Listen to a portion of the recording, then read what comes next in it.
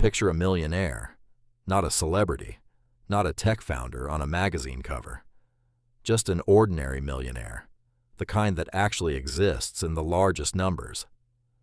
Chances are you pictured a nice suit, a luxury car, a big house in a gated neighborhood.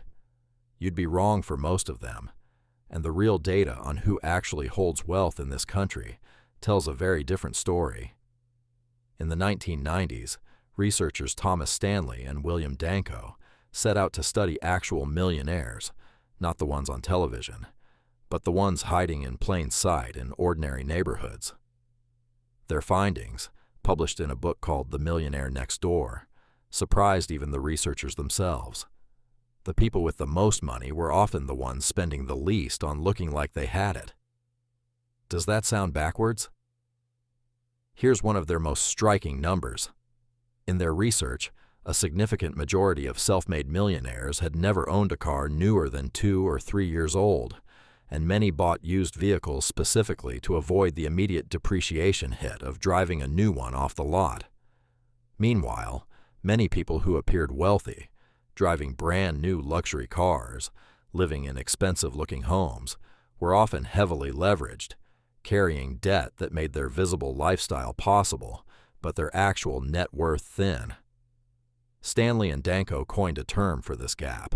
They called it the difference between being wealthy and looking wealthy, and they found the two were often almost inversely related.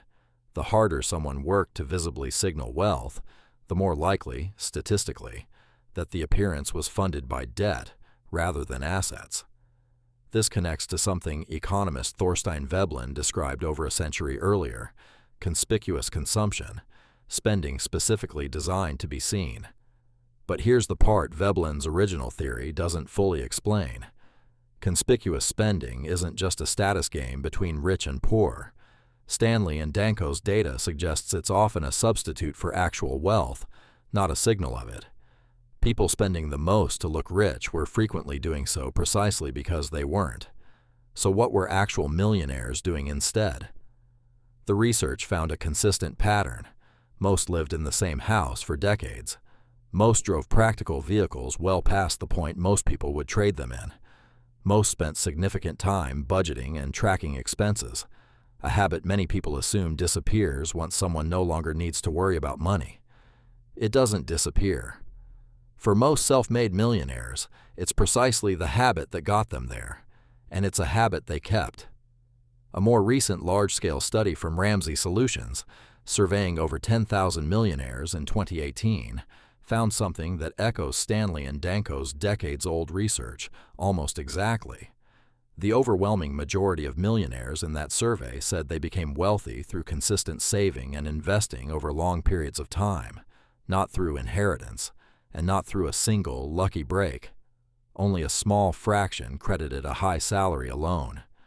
Most were, and remained, disciplined savers regardless of how much they eventually accumulated. Here's the deeper psychological pattern worth understanding. Visible wealth and actual wealth pull from the same limited resource, income, but they pull in opposite directions. Every dollar spent signaling wealth outwardly is a dollar not compounding inwardly. Over decades, that difference doesn't stay small. It compounds, in the most literal financial sense of the word, into two dramatically different outcomes from two people who may have started with similar incomes. This is where the psychology gets genuinely interesting. Spending to look wealthy provides an immediate, visible reward. Other people notice the car, the house, the vacation photos. Saving and investing provide almost no visible reward at all, for years, sometimes decades. Nobody applauds a growing retirement account the way they compliment a new car in the driveway. The behavior that actually builds wealth is, by its nature, largely invisible, while the behavior that merely signals wealth is, by design, impossible to miss. This creates a strange trap. The social reward system around money rewards exactly the behavior that's least correlated with actually having it, and offers almost no visible reward for the behavior that is. So why does this matter for you, specifically, standing nowhere near either extreme? Because the instinct to associate visible spending with actual financial success runs so deep that it shapes decisions most people never examine directly. If your internal picture of doing well financially involves what things look like from the outside, you're measuring yourself against a signal that Stanley and Danko's research suggests is frequently disconnected from the reality underneath it.